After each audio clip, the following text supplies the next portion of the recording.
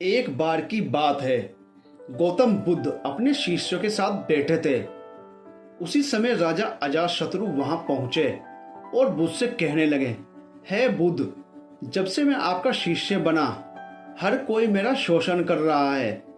आपका शिष्य बनने से पहले सभी लोग मुझसे डरते थे, क्योंकि उस वक्त मैं बहुत कठोर था और मैं किसी को मौत की सजा देने से पहले एक बार भी नहीं सोचता था। लेकिन आपका शिष्य बनने के बाद मेरा किसी को दंड देने का मन नहीं करता और ना ही मुझे गुस्सा आता है। मैं शांत हो गया और सभी को दया भावना से देखता हूँ। लेकिन कुछ लोग मेरे इस बदलाव का अनुचित लाभ उठा रहे हैं और इसने मेरे राज्य के लोगों को भी एक तरह के खतरे में डाल दिया है। कृपया आप मुझे बताएं कि मुझे अब क्या करना चाहिए।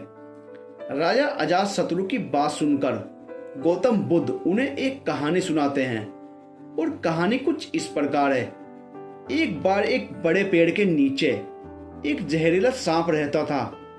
पेड़ एक गांव के पास के एक कोने में हुआ करता था। वहां अक्सर सुबह शाम लोग बैठक लगाते थे और खूब बातें करते थे।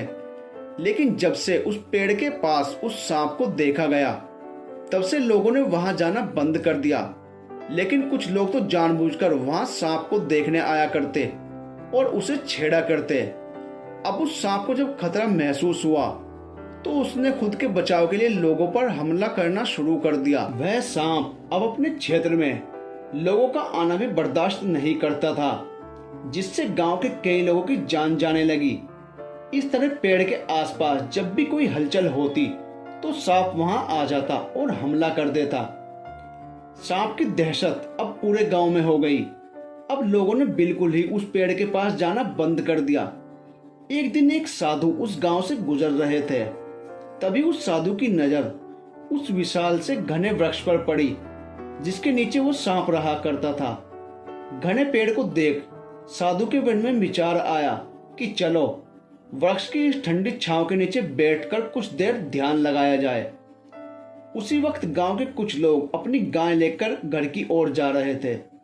तभी उन लोगों की नजर जब उस साधु पर पड़ी, जो कि उसी पेड़ की तरफ जा रहे थे। तभी लोगों ने उस साधु को सांप के बारे में सावधान करते हुए कहा कि आप उस पेड़ के पास मत जाना। वहां एक जहरीला सांप रहता है जो जरा सी हलचल होने पर हमला कर देता है और अब तक कई लोगों को काट भी चुका है। लोगों की यह बातें सुनकर साधु मुस्कुराए और पेड़ की तरफ चल पड़े। जगह को थोड़ा साफ करके जैसे ही साधु ध्यान करने के लिए बैठे, तभी सांप हलचल सुनकर साधु के सामने आ पहुंचता है और फुंकारने लगता है। फुंकार सुनकर साधु की आंख खुलती है और वे सांप को देखने लगते हैं। वह सांप की आंखों में देखते हुए एक मंत्र बोलते हैं और मुंह से फूंक मारते हैं। तभी चमत्कारी रूप से वो साधु सांप से बात करने लगता है। अब दोनों एक दूसरे की भाषा को समझ सकते थे। सांप साधु से कहता है, हे मनुष्य, क्या तुम मुझसे नहीं डरते?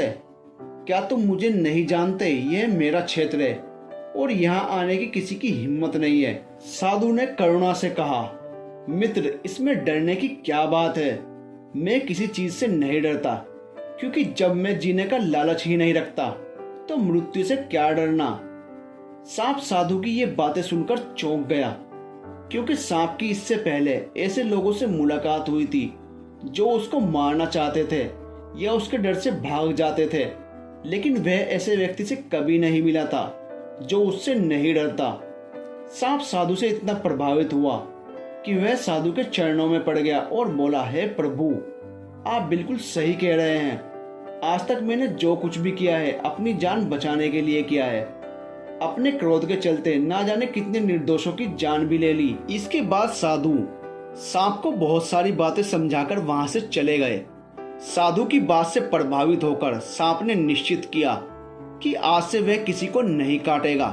वह अपने क्रोधी स्वभाव को त्याग देता है, दूसरों को काटना बंद कर देता है। लेकिन इसका नतीजा उल्टा निकलता है। जब लोगों ने देखा कि सांप ने लोगों को तो काटना बंद कर दिया है, तो लोग उसका फायदा उठाने लगे। जो उससे दूर भागते थे वो उसके पास आने लगे और सांप को परेशान करने लगे। बच्चे उस पर पत्थर फेंककर मारने लगे जिससे सांप आए दिन हमेशा परेशान और घायल रहता था। वह बहुत दुखी था क्योंकि वह अपने जीवन का सबसे कठिन समय बिता रहा था। एक बार वह साधु फिर से उस गांव में आए। वह उसी पेड़ के नीचे बैठ गए। तभी साधु की नज़र जब दयनीय हालत में पड़े उस सांप पर पड़ी तो साधु ने उस सांप से पूछा कि मित्र, तुम्हारी यह हालत कैसे हो गई? तुम इतने घायल और इतने दयनीय स्थिति में कैसे आ गए? सांप ने कहा, जब से आपने मुझे अपने हिंसक स्वभाव को छोड़ने के लिए कहा, तब से मैंने निश्चय किया कि अब मैं किसी पर हमला नहीं करूंगा। मैंने क्रोध करना छोड़ दिया और शांति को अपना लिया, जिसका नतीजा ये हुआ कि लोग मुझे परेशान करने लगे, दुर्व्यवहार करने लगे। कोई पत्थर से मारता है तो कोई डंडे से पीटकर चला जाता है। सांप की बात सुनकर साधु ने कहा, मित्र, मैंने तुमसे कहा था कि बेवजह दूसरों को मत काटो, लेकिन मैंने तुम्हें तुम्हारी आत्मरक्षा के लिए हमला करने से नहीं रोका था। कहानी सुनाने के बाद बुद्ध ने राजा से कहा, हे राजन, आपने भी मेरी बातों को गलत तरीके से अपनाया। मैंने आपसे अपने कर्तव्य को छोड़ने के लिए नहीं कहा था, किंतु आप अपने कर्तव्य से भी विमुख हो गए। आप एक राजा हैं, अतः पूर्ण रूप से साधु की तरह व्यवहार करना आपको खतरे में डाल सकता है। आपको सिर्फ अंदर से साधु की तरह रहना था और बाहर से राजा की तरह, ताकि जरूरत पड़ने पर खुद की, प्रजा की और राज्य की रक्षा कर सको। दोस्तों, बिल्कुल ऐसा ही जंगल में होता है।